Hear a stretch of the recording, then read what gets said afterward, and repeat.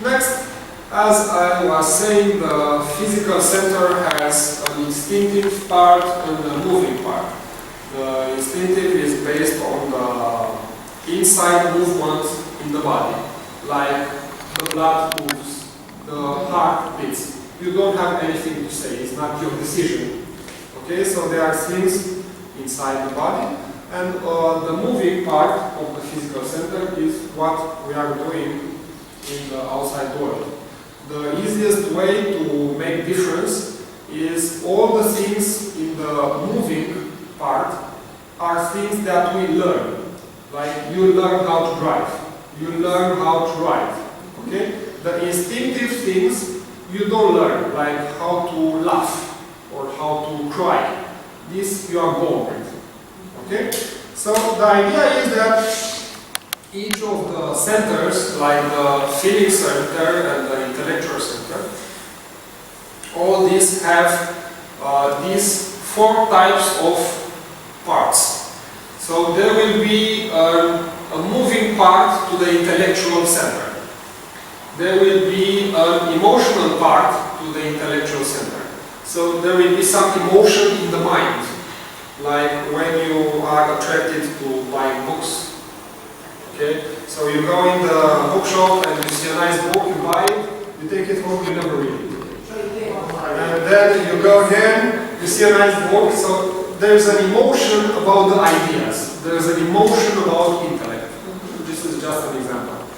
So, of course, this will be more ramification, more types, because you can be jovial, but you can be centered in the emotion of your mind. Or you can be a jovial, or you can be in the instinctive part of your body. So it will give you different types of people. It's a long way to try to find out how you are and find out how the people around you. But when you persevere and you learn all this information and you are trying to solve, you will see that there are different types of relationships. Like, you know how they say that we attract the things that happen to us. Okay? So, for some people, they will attract certain other type of people. Okay? Because we have these lines inside the Enneagram. This design is also based on the multiplication series. This is multiplication by 6. And these are the relationships between the pure types. Most of the time we have the Saturnine and the lunar, they are attracted to each other. The jovial and the mercurial, and the martial and the Venusian. If you remember the characteristics, we have the Saturnine is active and positive, the lunar is passive and negative. So they are just, yes, the complementary, and they are in pairs. And what you need to understand is that each type of relationship has a different characteristic. Like between the Saturnine and the lunar, this is a learning relationship. One of them, the Saturnine, will be the teacher, the other one, the lunar, will be the student. And this will be for all the relationships, from the beginning to end. This will be the characteristic of the relationship. So the Saturnine and the lunar, this is a learning relationship. The main characteristic is the push and pull principle. This means that I give you something, you come. I'm pushing you, you go away. So there's this. The next one is the jovial mercurial. This is a social relationship. These are the best friends. So like if jovial and mercurial are married, it's not like, it's just like friends but more. Okay, so it's a social type of relationship, and the most important one here is benefits on long terms. The martial and the Venusian is the classic relationship between lovers, a lot of passion there, a lot of drama, like clashing most of the times, and because of because of the great energy involved, there will be a lot of destructiveness. Okay, so if we look a little bit here, again, so the first relationship settlement will be the learning one, the next will be the social level, and the last one will be the lover type of relationship. Now, as Amira also said, most of the times we don't have pure types. Okay, so if you remember at the beginning,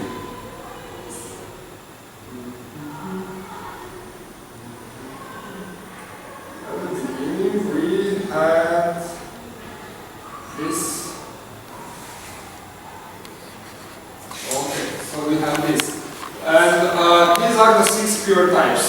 And if you remember how the light goes from one planet to the other, based on these lines, we will have 6 more combined types. Like you can be Mercury as a pure type, but there will also be Mercury-Saturn. This will be a combined type. Or there can be a Venus-Mercury. This is also a combined type. A combined type will have characteristics from both types. Like Mercury-Saturn will have some traits from Mercury, some traits from Saturn.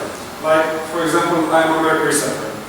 And I'm not that tall, but I'm not that short. Okay? And I move a lot, but sometimes because I'm quite tall, I cannot move easily. It's difficult for me to move. This is a simple example of Mercury Saturn. So because of the lines, there will never be Mercury Venus. There will be a Venus Mercury.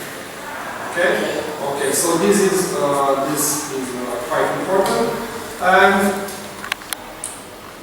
so these are the combined types.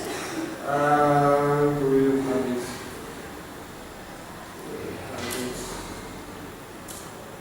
Here.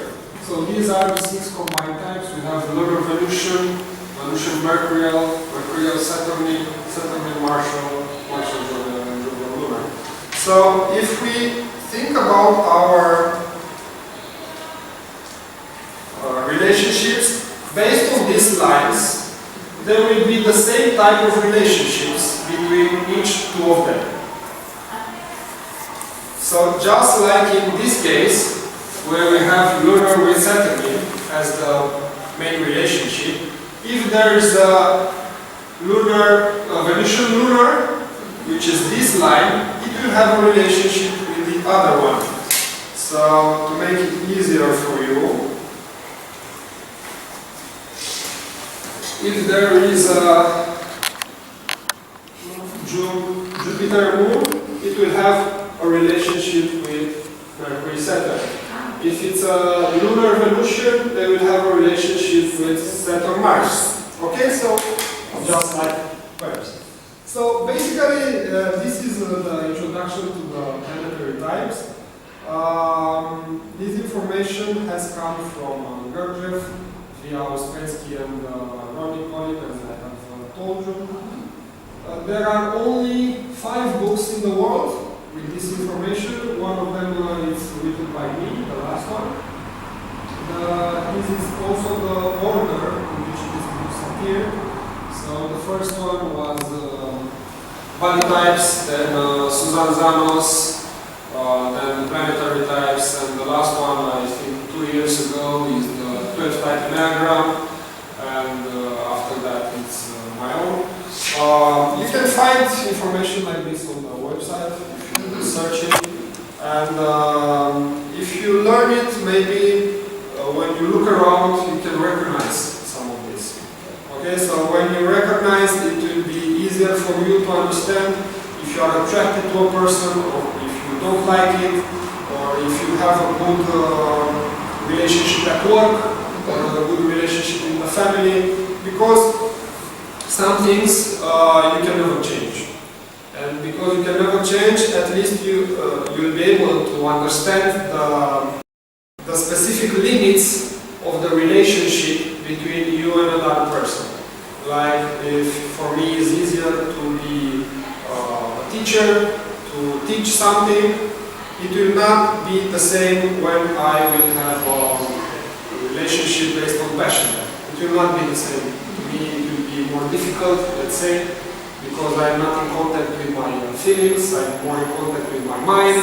So if you learn which are the limits of yourself and to the other person, it will be easier to manage the relationship with the other person. So this being said, I will conclude. I hope it was useful to you.